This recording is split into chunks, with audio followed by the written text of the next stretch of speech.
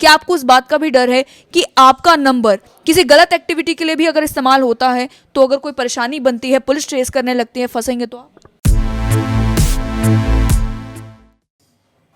सतर्क रहें, सावधान रहें। आप घर पर होंगे, आपको मालूम भी नहीं होगा और आपके फ़ोन नंबर का इस्तेमाल करके कोई और खुद को कोविन पोर्टल पर रजिस्टर करके अपना वैक्सीन का डोज लगवा लेगा।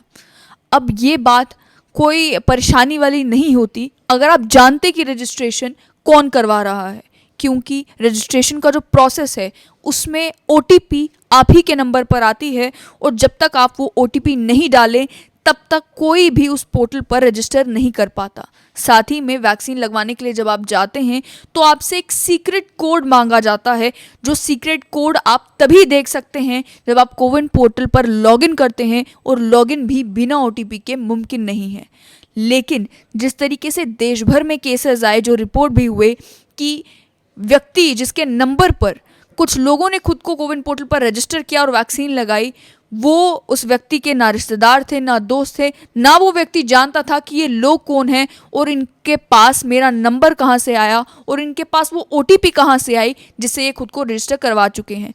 ऐसा ही एक मामला जम्मू में भी बना। मेरे साथ हैं कांग्रेस के युवा लीडर एजाज चौधरी। इनसे जानते हैं कि इन्हें कैसे मालूम चला कि इनके नंबर पर कुछ और लोग हैं जो खुद को वैक्सीन लगवा चुके हैं। तो सबसे पहले एजाज जी, आपको कब मालूम चला और कैसे मालूम चला कि किसी और व्यक्ति ने आपके नंबर पर खुद को रजिस्टर करवा दिया?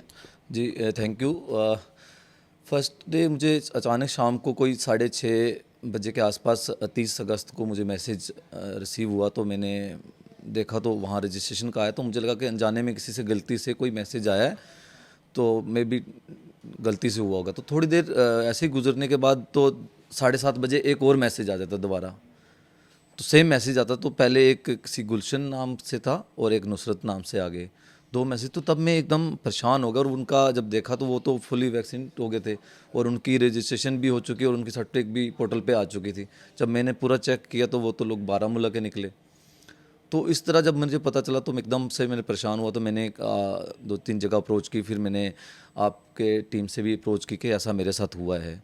तो ना जाने ऐसे कितने लोगों के साथ हुआ है और कहाँ कहाँ ऐसे नंबर इस्तेमाल हो सकते हैं। मैं उस चक्कर में डर के तो मैंने सोचा मैं अप्रोच करके एडमिनिस्ट्रेशन और सब लोगों को बताऊं कि ऐसा हो रहा है, तो ये गलत है, किसी का नंबर इस्तेमाल करके कोई यूज़ कर रहा है। अभी तक तो मैंने डोज भी नहीं लिया क्योंकि मैं खुद कोविड पहले मुझे हुआ था, उसके दौरान अभी तक मैं गैप पीरियड नहीं हुआ जिसमें आपको डोज लेना था। लेकिन आपका ये जो नंबर आपने कहा कि इस्तेमाल हुआ, बारामूला में हुआ, वैक्सीनेशन सर्टिफिकेट से आपको ये सारी इन्फॉर्मेशन मिली? हाँ बिल्कुल, उसी से जब मैंने उसको लिंक को ओपन करके चेक किया और वहाँ पे पूरे उसके रजिस्ट्रेशन थी, उसके डॉक्यूमेंट थे, तो दोनों फीमेल लेडीज़ थी।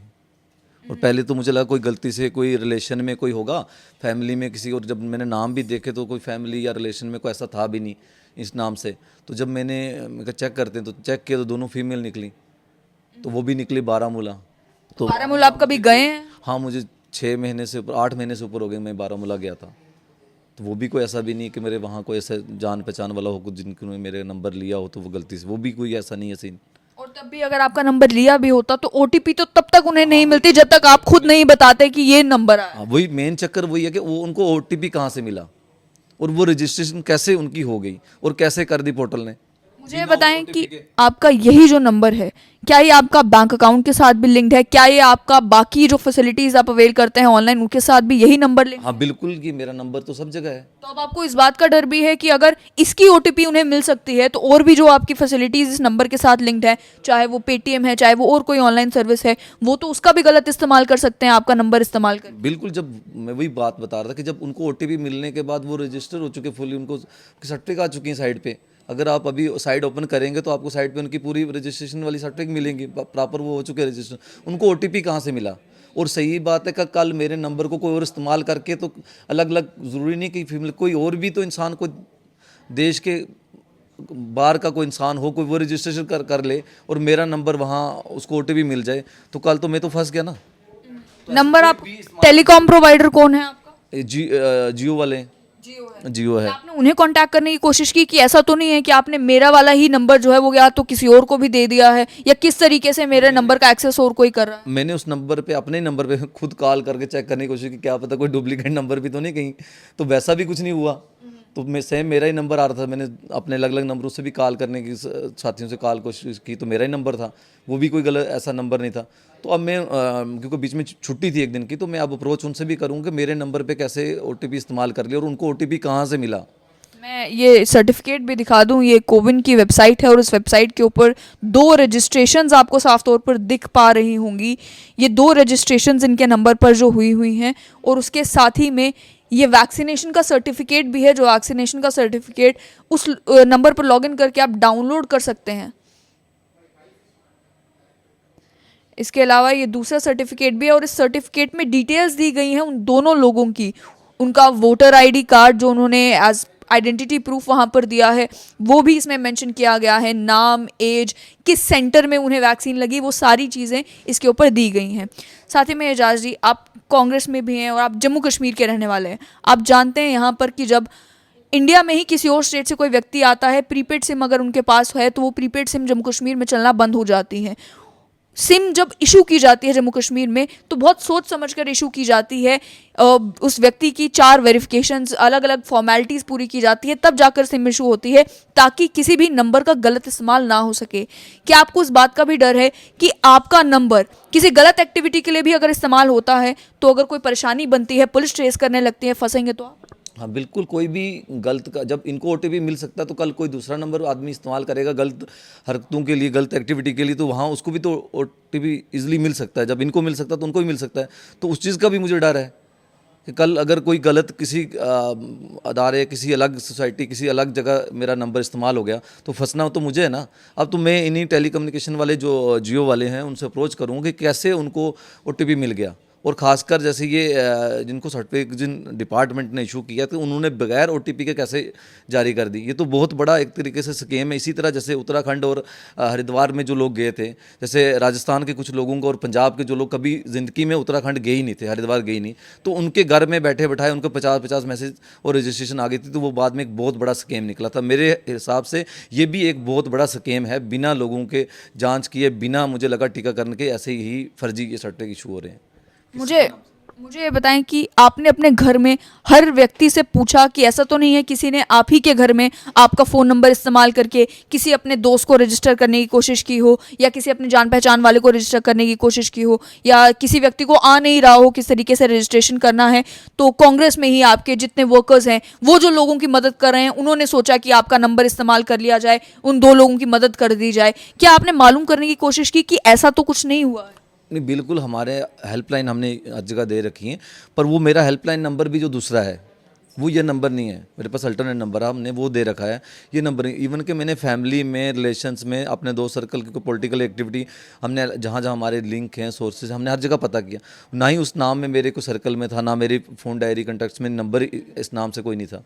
तो जब उन लोगों के तक ये पहुंच सकता है तो ना जाने कितने, अब हम अवेयर थे, हमने चलो आपसे अप्रोच कर ली तो हम आपके पास आ गए, ना जाने कितने लोग और होंगे जिन लोगों के साथ इस तरह की हरकतें हुई होंगी, ऐसी गतिविधि होंगी। तो ऐसा फेक जो स्कैम है, जो मैं तो उसको स्कैम मानूंगा, और किसी के साथ भी गलत हो सकता है। कल किसी भी एक्टिविटी के अंदर कोई इन्वॉल्व होगा, उसके पास इजीली OTP तो जा सकता ही है। आखिर में क्या आप कोशिश करेंगे अब आपकी पुलिस को कांटेक्ट करें, साइबर पुलिस को कांटेक्ट करें, ट्रेस करने की कोशिश करें कि किस तरीके से ये मुमकिन हो पाया है कि आपके नंबर का इस्तेमाल कोई और व्यक्ति जो बारामूला में है वो रजिस्ट्रेशन के लिए कर रहा है? और क्या आपके ही क्या इसमें टेलीकॉम कंपनी की गलती है, किसी और कोई और गलती है, या किस तरीके से आपकी सिम का डुप्लीकेट बनाया गया है? क्या आप कोशिश करेंगे पुलिस को कांटेक्ट करने की? बिल्कुल, मैं पुलिस को भी करूंगा, फिर खासकर इस डिपार्टमेंट को, क्योंकि इस पोर्टल पे कैसे रजिस्ट्रेशन हो गया बिना OTP के, ये बहुत बड़ी चिंता की बात है, क्योंकि बिना OTP के आप रजिस्ट्रेशन नहीं कर सकते। तो इस पोर्टल ने कैसे कर दिया, इस डिपार्टमेंट, हेल्थ डिपार्टमेंट का जो ये पोर्टल है, जो चला रहे हैं जो भी एजेंसी,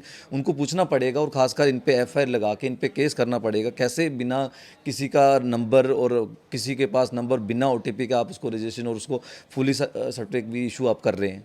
तो मैं टेलीकम्युनिकेशन से भी करूँगा अप्रोच, और पुलिस से भी, और डिपार्टमेंट से भी करूँगा अप्रोच इनके पास। बहुत बहुत शुक्रिया। आपने सुना कि एक इंसिडेंट हमने आपको बताया जहां पर वैक्सीनेशन के लिए खुद को रजिस्टर करने वाले व्यक्ति ये कहते हैं कि मैंने तो स्लॉट बुक किया था लेकिन मेरे हिस्से की डोज ना जाने किसको लग गई। मैं जब डोज लगवाने के लिए गया तो मेरे फ़ोन पर उन्हें ये सर्टिफिकेट मुझे दिखाया कि आपको तो डोज ऑलरेडी लग चुकी है। वहीं दूसरा मामला ये बना जहां पर एजाज चौधरी ये बता रहे हैं कि इनके नंबर का इस्तेमाल करके दो लोग जिन्हें ये जानते नहीं हैं उन्होंने खुद को रजिस्टर भी किया और अपनी वैक्सीन की डोज भी लगवा ली, और वो बिना ओटीपी के कैसे मुमकिन हो पाया ये नहीं जानते। इसमें बड़ी परेशानी ये है कि आइडेंटिटी थेफ्ट एक क्राइम है। आइडेंटिटी थेफ्ट का मतलब ये कि जो नंबर इनका है वो इनके अलग अलग सर्विसेज के साथ लिंक्ड है। अगर इनके नंबर का इस्तेमाल वैक्सीन के रजिस्ट्रेशन के लिए किया जा सकता है तो उसका इस्तेमाल अन्य फ्रॉड और स्कैम करने के लिए भी किया जा सकता है। बार बार पुलिस अलग अलग सोशल मीडिया प्लेटफॉर्म्स पर अलग अलग तरीके से लोगों को इन्फॉर्म करने की कोशिश करती है कि इस तरीके के फ्रॉड्स और स्कैम से बचें, लेकिन अब देखना ये होगा कि इस मामले का संज्ञान क्या पुलिस लेती है और कितने सीरियसली ये पता करने की कोशिश करती हैं कि इस नंबर का गलत इस्तेमाल आखिर हुआ तो हुआ कैसे।